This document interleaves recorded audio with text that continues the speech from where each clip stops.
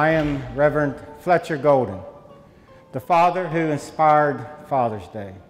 Every year, there's a living history lesson at Central United Methodist Church in the small town of Fairmont, West Virginia. I was surprised to learn about this because I never knew Father's Day was created in Fairmont. We don't have that much here. A day of July the 5th was chosen. The church's former pastor, the Reverend D.D. Mann, dresses up and brings to life the story of the first Father's Day church service, a source of pride for this congregation. That says a lot about what the Methodists feel about families. Probably the most important thing, other than God. It really does make it feel like a very tight-knit family, friends, and fellowship church.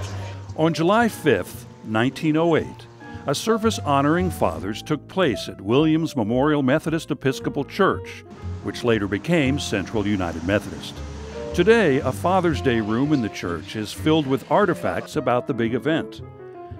The inspiration came from Grace Golden Clayton, the youngest of 11 children born to a Methodist pastor. In the early 1900s, Clayton lived here with her husband and children in the middle of West Virginia coal country when tragedy struck nearby.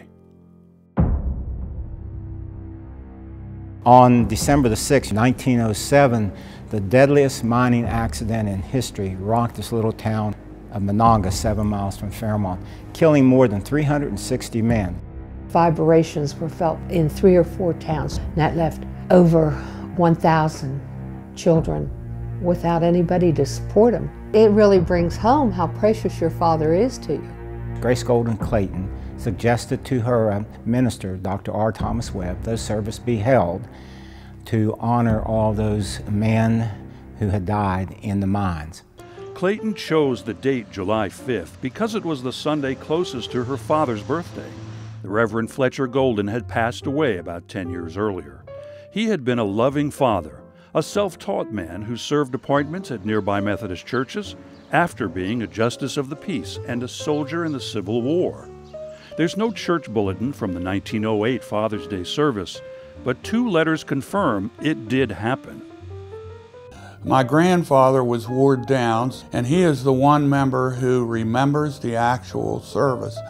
And he reported in a letter to the senator from the 3rd District of West Virginia to make Father's Day a national holiday. The Hallmark Greeting Card Company researched the claim and confirmed it in a letter to the church. Grace Clayton didn't live to see the results of her work. She died in 1958, 14 years before President Richard Nixon designated a holiday for fathers in the United States. The history of this event is etched into our heritage. This congregation doesn't claim to have popularized the day. That happened because of efforts by Sonora Smart Dodd in Spokane, Washington in 1910. But church members do take credit for giving Father's Day its first religious celebration. You know, Father's Day is a great day, and they've never had any recognition. Well, as United Methodist, I am very proud. It says that we are interested in people. We want to be there for them and do what we can to help them in good times and in bad times.